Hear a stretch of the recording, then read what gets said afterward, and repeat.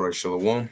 First, I want to give all praises, honor, and glory to Yahweh, Bahashem Yahweh Shai, Bahashem Machak Wadash, double honors to the apostles of Great Millstone, and peace and blessings to the elect.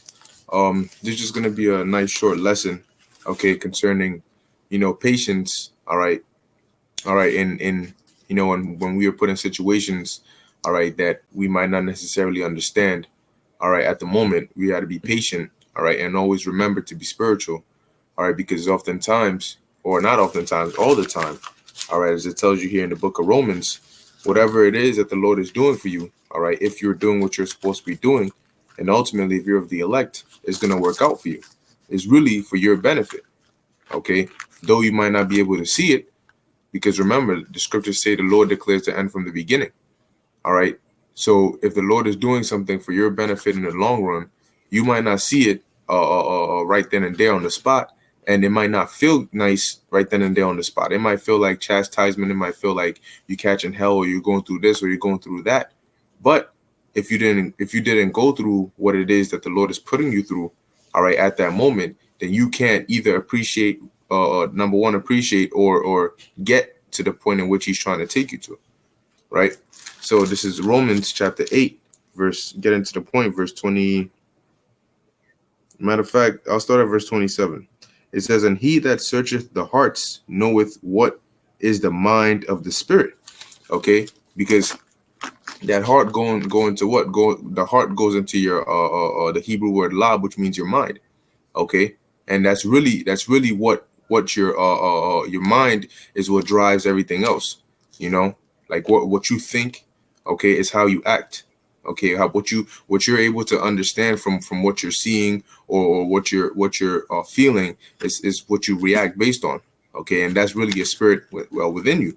Okay, so like it says here, knoweth what is the mind of the Spirit. So that, number one, there's nothing that you can hide from the Most High. He knows what hurts you the most, or what makes you the most happiest. He knows things that you don't even know. Okay, so it says, because He maketh intercession for the saints according to the will of the Most High. Okay, and what then? And Yahweh Shai does that. Okay, Yahweh Shai is our mediator. He's the one who's pleading on our behalf. Okay, just like when He came upon the earth, He came to die to be that bridge to reconcile us back to the Father. Okay, He does the same thing, and that's why the scriptures say, if you deny the Lord, all right, in front of everybody else, He's going to deny you in front of His Father. Okay, because he's pleading on your case. So if you're not standing for Him, He's not going to stand for you. So verse 28, and we know that all things, right, that all things work together for good to them that love the Most High, to them who are the called according to His purpose. All right, that's the elect. But all things work to the good of the elect. Okay, so regardless of what it might feel like at the moment, it works for the good. When you catch hell, that's working for your good. It's to make you better. Okay, when the Lord gives you certain perks, that's working for your good. It's to give you that balance. There's the saying, all work and no play makes Jack a dull boy. All right, so if you're the Lord balances it out all the time.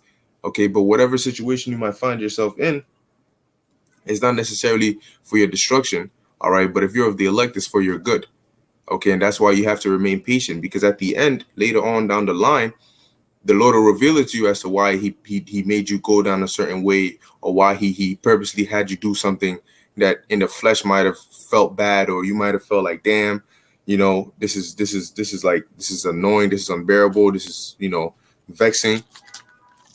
But at the end, you understand. Oh, okay, I understand why I had to go through that. So with that, we're gonna move to Hebrews chapter 12. Okay, I'll start at verse 5, and it says here, matter of fact, let me start at verse 3. It says, "For consider him that endured such contradiction of sinners against himself, lest ye be wearied and faint in your minds." Okay, so I'm going to start at verse 1, actually. Hebrews chapter 12, verse 1. "Wherefore, seeing we also are compassed about with so great a cloud of witnesses," all right, because guess what? as of right now, not being that not everybody's a prophet, you still have those, all right, that are not of the 144,000, but they're a witness, okay, to what we're doing. Okay, you have people who watch, people who listen, people who help. Okay, they're all a part of the witnesses, that cloud of witnesses. Okay, as to what it is that we're doing. All right, it says, "Let us lay aside every weight and the sin which doth so easily beset us." Okay, so why you want to lay aside every weight? All right, and the sin that doth so easily beset us is because weights will what? They slow you down.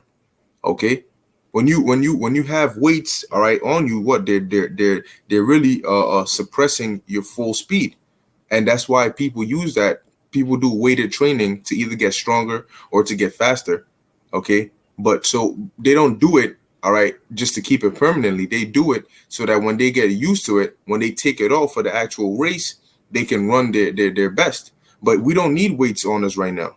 Okay, because once you have that, that weighted vest. You have the weighted whatever ankle weights and what all those things. Those are all slowing you down. It's making you tired quicker. So you want to drop all of that, man. Okay. It says, and the sin which doth easily beset us. If you know there's something that's so especially your weakness, you gotta stay far away from it. Okay. If you see it's over there, go the opposite way, man. Okay. It says, and let us run with patience the race that is set before us. Okay, because this is a race, all right, a race in which patience means to suffer. Okay, this is a race we're running that, yes, it gets vexing, yes, it gets annoying, yes, it gets you suffer in it, because you know a lot of things, and the scriptures tell you, basically, much wisdom is much grief, or much sorrow, So the more you learn, the more you're grieved, because you understand more. You're seeing, damn, son.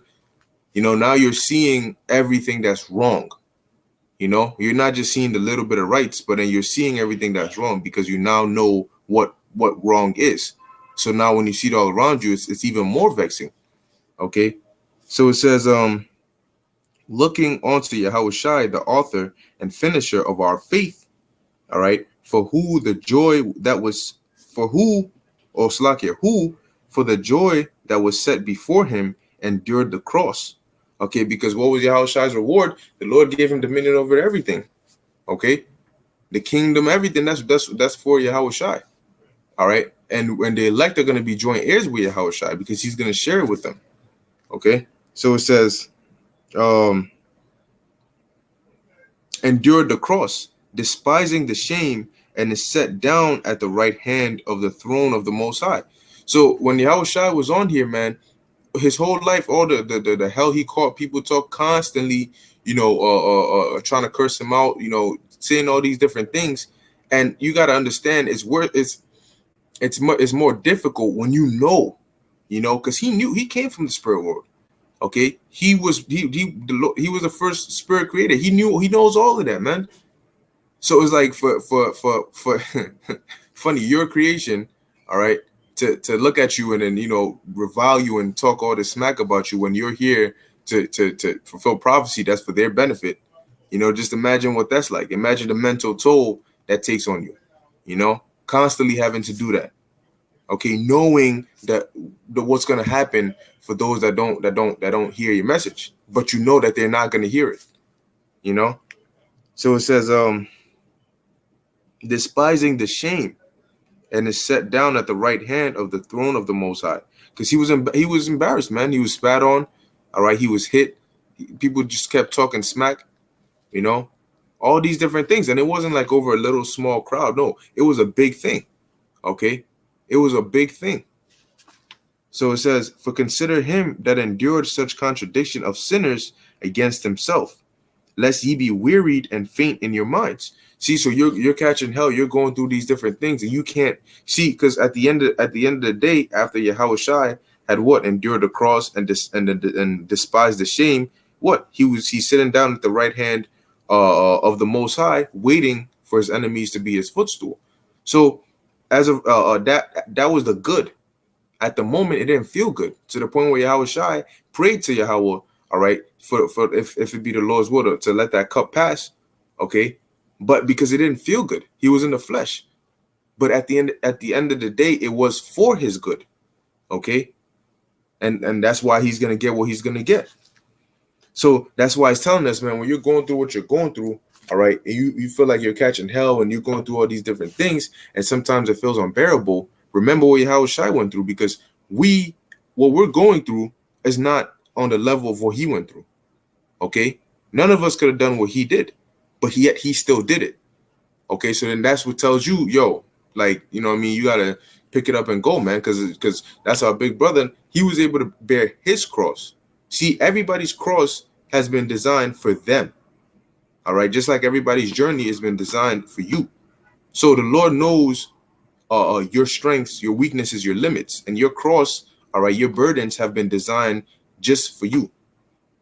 Okay. But you, like it says here, you got to consider what Yahweh Shai went through so it can give you the strength to keep going, man, lest you be weary and faint in your minds. It says, ye have not resisted unto blood, striving against sin, and ye have forgotten the exhortation which speaketh unto you as unto children.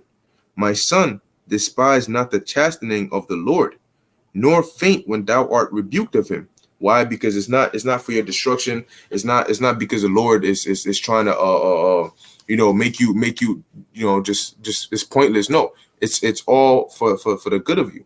All right, when you're put through the furnace of adversity, so you can come out on the other side purer and stronger and better and more valuable. But in the moment when you're going through that fire, it doesn't feel nice. But that's why you have to keep your mind on what? The outcome. Okay, so it says, despise not the chastening of the Lord, nor faint when thou art rebuked of him. For whom the Lord loveth, he chasteneth, and scourgeth every son whom he receiveth. Okay, whom the Lord loveth, he chasteneth. So if you're going through the chastisement, guess what? Yes, it will balance out. Sometimes it will feel worse than others, but the Lord is doing that because he loves you. Okay, and he's trying to bring out or draw out the best that he can out of you, because he knows what he put in you. Okay, it says, if ye endure chastening, the Most High dealeth with you as with sons. For what son is he whom the father chasteneth not? Because when a parent by instinct, that a parent by nature is supposed to want to correct their child when they go off, because they want their child to stay on the right path, to stay in the right lane. But when the parent gets to the point where they feel like, you know what, I'm done with you, do whatever you want, I don't care anymore, then they've lost that love of trying to get what's best for you, because now they're just going to let you be a delinquent. Okay, so they don't consider you a son anymore, because a son, all right, is going to be disciplined by the father. So if the father is a righteous man, he wants his son to grow up to be a righteous man as well. Therefore, he's going to discipline him. He's going to discipline his son so he can drive out all the unrighteousness out of the son and leave only the righteousness. And that's why it says here, if ye endure chastening, the Most High dealeth with you as with sons. Okay, because chastisement leads to your discipline. Okay, when you get chastised, it's so you can be disciplined and you can remember, okay, damn, I know that I shouldn't do this because I was chastised when I did it. So next time you think twice about doing it. And the more and more you do that, it just becomes a part of you not to do whatever it is that you got chastised for doing. All right. It says, the Most High dealeth with you as with sons. For what son is he whom the father chasteneth not? But if ye be without chastisement, wherefore all are partakers, then are ye bastards and not sons. Okay, you're a bastard. You're not a son, because you don't have anybody to chastise you. A father will chastise his son. A son will get chastised by his father. But if you're walking around without chastisement, then that means you don't have a father. Okay. It says, furthermore, we have had fathers of our flesh which corrected us, and we gave them reverence. Okay, because when as a child, you might not necessarily understand why your father might discipline you the way he disciplines you. But when you grow up and that discipline is stuck and is instilled with you, and then that discipline delivers you from trouble because you didn't go down that path, guess what? At that moment, you're gonna remember and you're gonna reverence your father, because you're gonna be like, yo, had he not disciplined me, had he not stopped me from doing these things I was doing as a kid, and it stuck with me and I grew up with it, I would have ended up in this situation that this young man that I'm looking at is in, because I see that what he's doing is what I used to do as a kid, you know, but he was never chastised, so it stuck with him, and now this is the path in which he's gone, and this is the path in which I would have went as well had I not been chastised.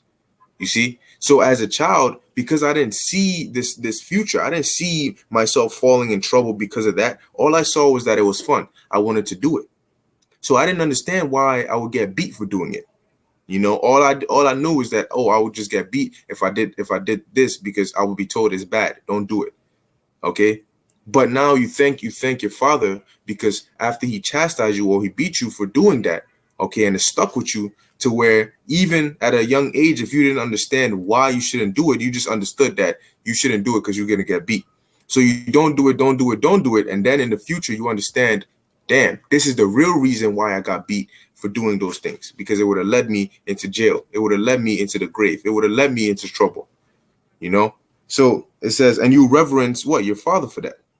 Okay, or whoever disciplined you, you reverence them for that, because you'd remember, yo, thank you. You stopped me, what, 15 years down the line. Okay, you stopped me before I got to that point. So it says, verse 9, furthermore, we have had fathers of our flesh which corrected us, and we gave them reverence. Shall we not much rather be in subjection unto the Father of spirits and live? Because yes, you have fathers according to the flesh that'll discipline you, okay, and they will correct you, but that's according to as best as they can do, okay? Because at the end of the day, man is not perfect, okay? Until the Lord changes us and makes us perfect, we're not perfect. So all right, or a father can only correct his son according to what he knows. He can only teach him as much as he knows, all right? But the Most High is perfect. So like it says here, shall we not much rather be in subjection unto the Father of spirits and live? Because everything the Lord does is righteous. Whatever his will is, that is the correct way to do it. So should we not rather be subject unto him and take chastisement from him?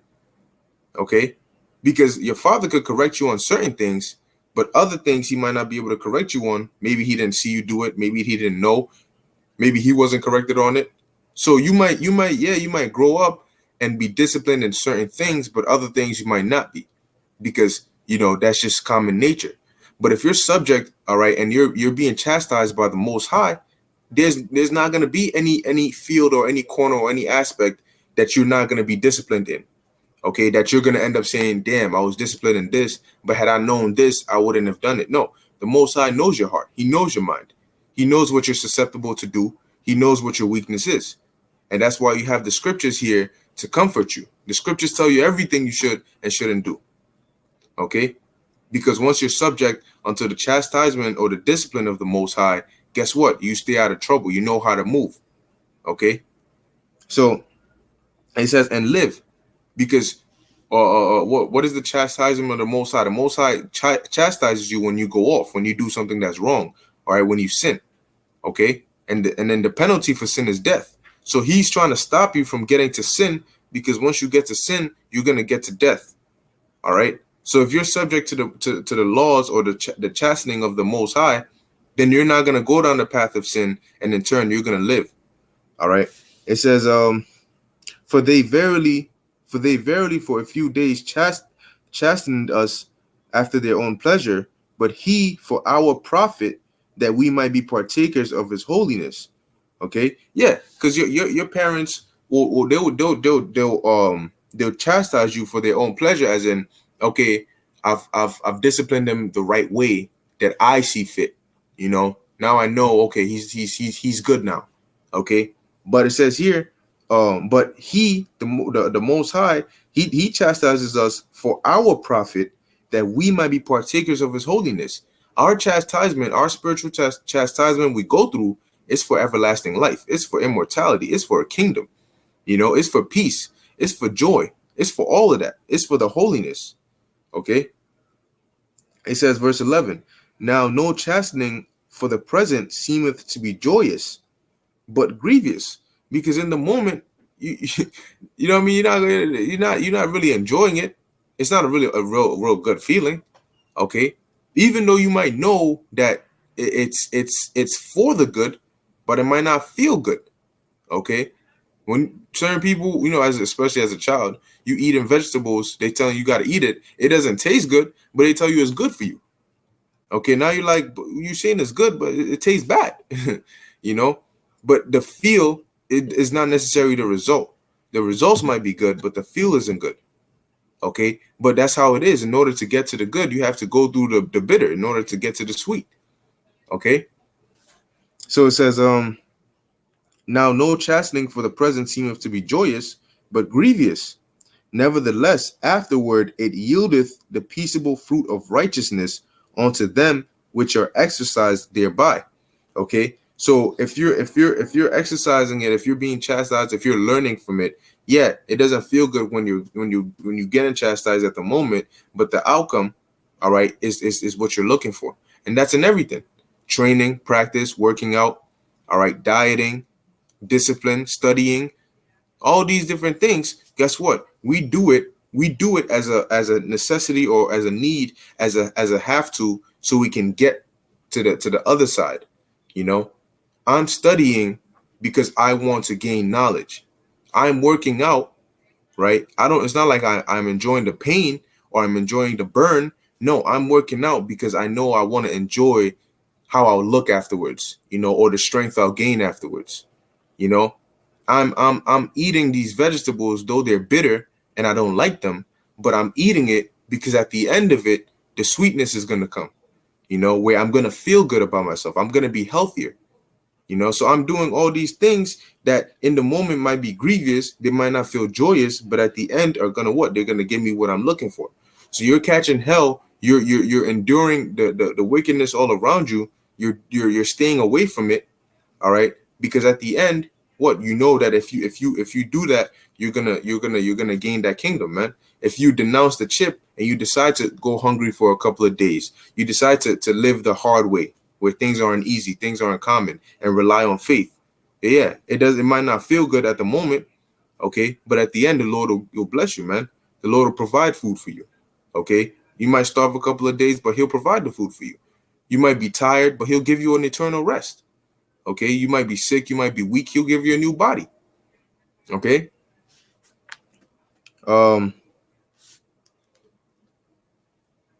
Yep. So I think that was it on that part. All right, and I got one more precept. This is in the book of James, right, chapter 4. I'll start at verse 2. It says, "Ye lust and have not, ye kill and desire to have, and cannot obtain. Ye fight and war, yet ye have not, because ye ask not. Ye ask and receive not, because ye ask amiss, that ye may consume it upon your lusts." So there's certain times when you might pray for something and might not get it, or might not get it at the time that you're looking for it. Even that is for your own good. Okay, when you pray for something and you don't get it, that is also for your own good, because sometimes you might be praying for something that might end up destroying you. You might be praying for something that might end up leading you down the wrong path.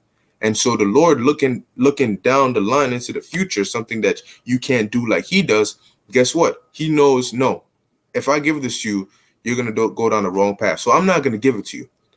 Now you feeling like, damn, the Most High ain't hear my prayer. No, He heard it, but He made the right decision for your betterment. Why? Because all things work to the good of them that love the Most High. So if you love the Most High, you have faith in the Most High, even if He puts you in a situation that's uncomfortable, it doesn't feel nice, all right, or you really want this thing that you're praying and asking for, but you're not getting it, guess what? There's a reason. Sometimes it's not that He's not going to give it to you, but the timing is not right. If He gives it to you, there's certain things that if the Lord gave it to you right when you asked for it, you would have been destroyed, all right, in terms of you wouldn't have had the correct amount of experience or faith or whatever to handle it at that moment. So the Lord might give you what you ask for later down the line, because it's for your own benefit. Because the same thing that could destroy you if you're not prepared for it can also build you up when you are prepared for it. So the Lord keeps all of that in mind when he's dealing. Okay. But hey, man, that's why it says here, ye ask and receive not, because ye ask amiss, that ye may consume it upon your lust. Lust is of the flesh, and the flesh is what? The flesh is subject to sin. And what is the wages of sin? The wages of sin is death. So if you're asking for things to consume upon your lust, guess what? You're asking for things to put you in a carnal mindset.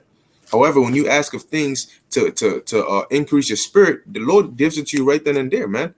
You might pray for a topic. You might pray for more faith, more wisdom, more knowledge. All these things that are behooving to you or beneficial to you. When you pray for them, they come right away because they're priority. The other stuff are perks. The other stuff are luxuries. Okay, but the main thing, the foundation, that's what the Lord gives you right then and there, man. And sometimes that might not even come right then and there, because there's certain things that in order to get them, you don't just poof, you just get them like that. No, in order to get them, you have to go through something. You have to earn them. Okay, you have to grow them. And how do you do that? By experience. So you might ask for faith, and the Lord will put you in a certain experience. He'll give you a certain experience. Why? Because it's supposed to grow your faith. Okay, but those are all the precepts I had. Okay, Lord willing, this is edifying unto the elect. Just keeping in mind that, yeah, there's certain times when you'll be going through stuff. It might feel like you're going through it for a long time. Okay, you might not see a way out. You might not understand why you're going through it. But keep in mind that one thought, that at the end of it is for your benefit. And though you might not know why now, some point in the future, you'll look back and understand. Oh, okay, I see why the Lord did this to me. So yeah, it doesn't feel good. I feel sick. I'm going through this. I'm broke. I'm this. Whatever the case may be. Remember, the Most High, He's putting you in that situation for a reason. The scripture said the Most High loves us, not that He hates us. He loves us. Okay, so if He loves us, then that means He wants what's best for us. Though we might not see it as though, or might not see it as such. Matter of fact, I actually ended with this precept here. All right, we might not see it as such. We have to remember spiritually that is the case. Okay, because oftentimes things aren't. You shouldn't make decisions based on your what you're seeing, more of what you know through faith, man. Okay, or else if that was the case, man, you look around, you really go insane. Okay, with the world we live in. So this is Ecclesiasticus, or the book of Sirach, chapter 2, verse 1. My son, if thou come to serve the Lord, prepare thy soul for temptation. Set thy heart aright and constantly endure, and make not haste in time of trouble. Okay, so if you come to serve the Lord, prepare your soul for temptation, because number one, the Lord doesn't just let anybody in. No, everybody goes through their trials.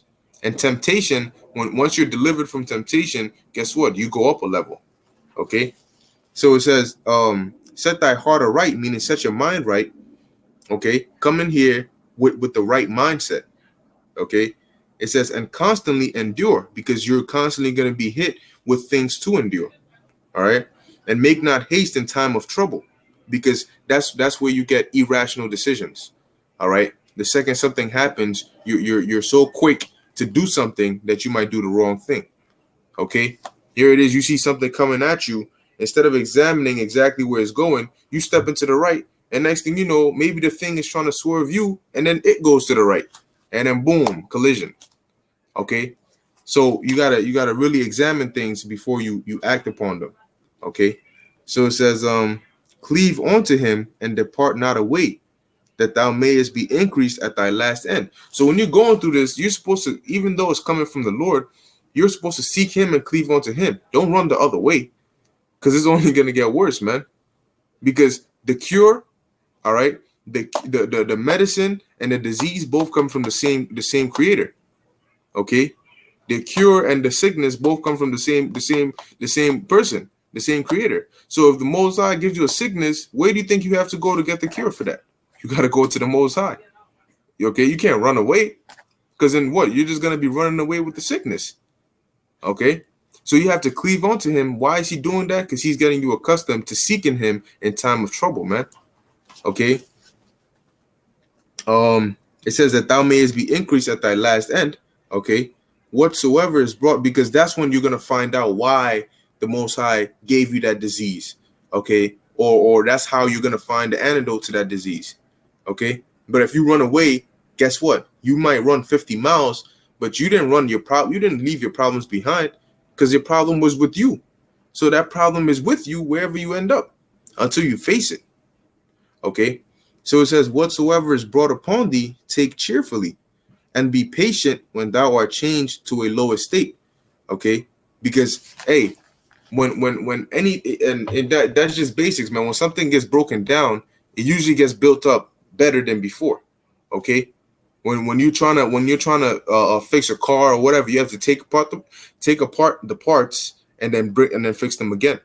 Renovation, you have to break down the walls, take whatever's already originally there, and then replace it with better ones. Okay, that's just a part of growth, man. So it says, and be patient when thou art changed into the lower state. Why? Because the Lord is about to build you up. Okay. For gold is tried in the fire, and acceptable men in the furnace of adversity. Okay. Believe in him, and he will help thee. Order thy way aright, and trust in him. Ye that fear the Lord, wait for his mercy, and go not aside lest ye fall. So whatever you're going through, wait for the mercy of the Lord. Okay. Endure it until the Lord says what? Okay, it's time for you. You know, I seen what you're going through. I did that on purpose. You might not know why I did it, but you about to find out if you can endure until, you know, I decide it's time. All right. Let me see. Verse 8. Ye that fear the Lord, believe him, and your reward shall not fail. Ye that fear the Lord, hope for good, and for everlasting joy and mercy. Okay. Verse 10. Look at the generations of old and see, did ever any trust in the Lord and was confounded? Or did any abide in his fear and was forsaken? Or whom did he ever despise that called upon him? See, that's something to keep in mind, because a lot of the prophets of old, they went through some ish, man. They went through some hardcore stuff. But at the moment, some of them might have felt like, damn, yo, man, this don't feel good. You know, that's why they wept and read about what they did. They wept, they fasted, they prayed, and they sought the Lord. And what happened? The Lord delivered them. Okay, because when you look at it, he was like, oh, okay, there's a reason why you have to go through this, because it made you like this, you know. So, hey, I'm gonna end it there. Okay, I hope that was edifying unto the elect. I want to give all praises, honor, and glory to Yahweh, Bahashem Yahushai, Bahashem Rachak Wadash. And, you know, just I hope brothers were able to learn something. But, hey, we got to constantly remain patient, okay, and allow the Lord to do his work, man, okay, regardless of how we feel about it. All right, but with that, I'm going to say shalom.